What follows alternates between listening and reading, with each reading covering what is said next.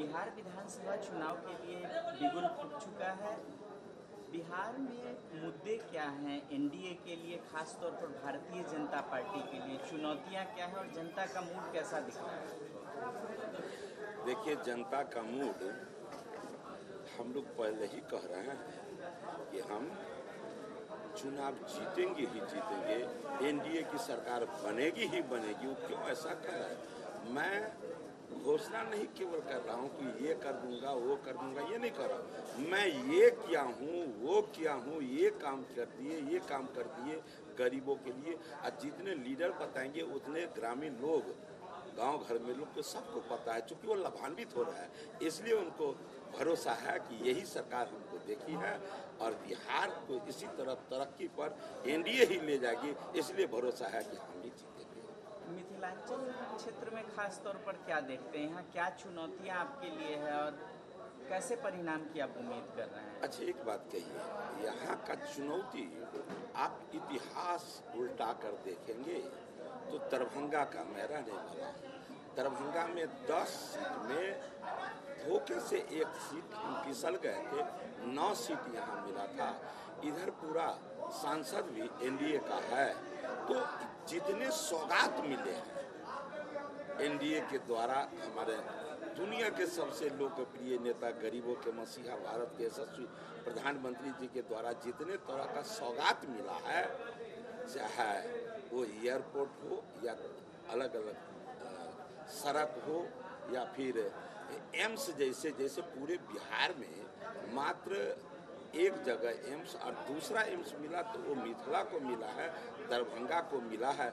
यहाँ के लोगों को जो सौगात मिला है उस आधार पर हम लोग मान के चलते हैं, जनता के मूड को देख कर चलते हैं कि इस बार जनता मन बना चुकी है कि हमें जात पात नहीं, हमें राष्ट्रवाद और विकासवाद के नाम पर हमको मतदान करना है। ये जनता मान गई है। महागठबंधन ने तेजस्वी यादव को सीएम फेस बनाया है और मुकेश सहनी को डिप्टी सीएम फेस बनाया है।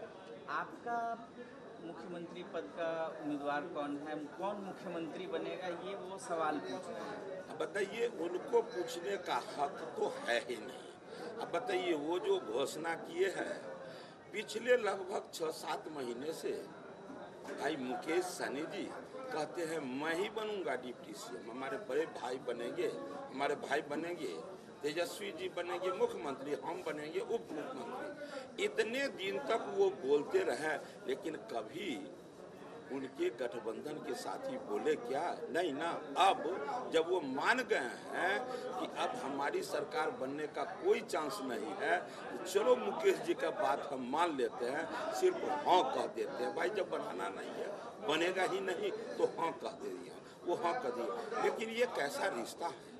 मुकेश सहनी जी अपने कोई कार्यकर्ता नहीं, अपने भाई को लड़ा रहे हैं, लेकिन उनके भाई के एगेंस्ट में आरजेडी का एक उम्मीदवार खड़ा है और मुकेश सहनी का भी भाई है। बताइए कौन सा रिश्ता, कौन सा गठबंधन? तो आप कैसे हम विश्वास करें? जो वो बोले हैं वो बात सत्य है, बनाने के मूड में है उनसा।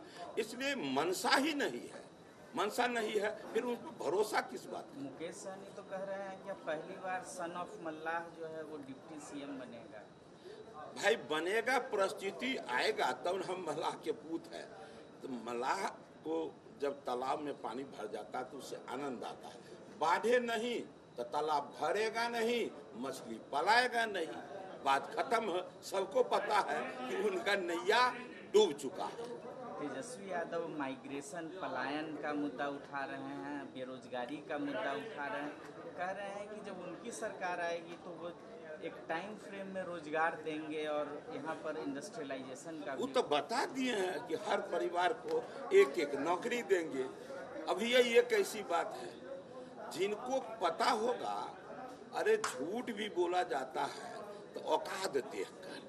पूरे बिहार में परिवार लगभग 3 लाख है।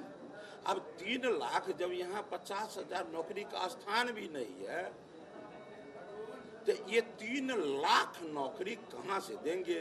और इस 3 लाख नौकरी का बजट क्या होगा, बिहार का बजट क्या है, जिसको इन सब विषय से कोई मतलब नहीं है। 3 इनको जिनको इन विषयों से कोई मतलब ही नहीं है, तो जो मन में आया अपना बोल देते हैं। झूठ बोलकर ही तो राजनीति करना है।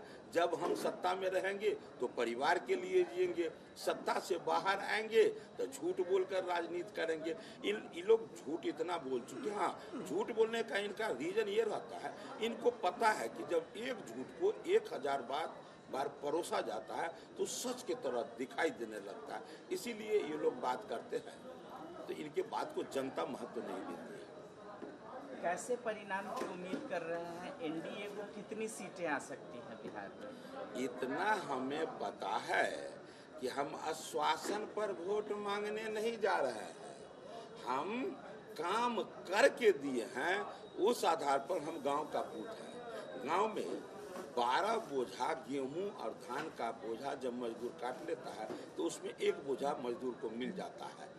हम तो 24 बोझा काटे हैं, तो भैया हमको एक बोझा बोइन कहाँ नहीं मिलेगा, मजदूरी कहाँ नहीं मिलेगा। इसलिए पूरा अटूट विश्वास है कि बिहार की जनता बिहार के जंगल राज को देख चुकी है, और अभी मंगल राज जैसे सड़क महानगर में वो पहले देखते थे, वो अब बिहार की राजधानी पटना नहीं, बिहार के तमाम जिले में देख रहे हैं। जैसी बिजली वो महानगर में देखा करते थे, अब अपने वो गांव में घर में देख रहे हैं। तो इसलिए भरोसा है कि लोग जातवाद नहीं, विकासवाद और राष्ट्रवाद के नाम पर वोट करेंगे। इसीलिए हम लोग को अटूट विश्वास है कि हम लोग मजबूत सरकार बनाएंगे।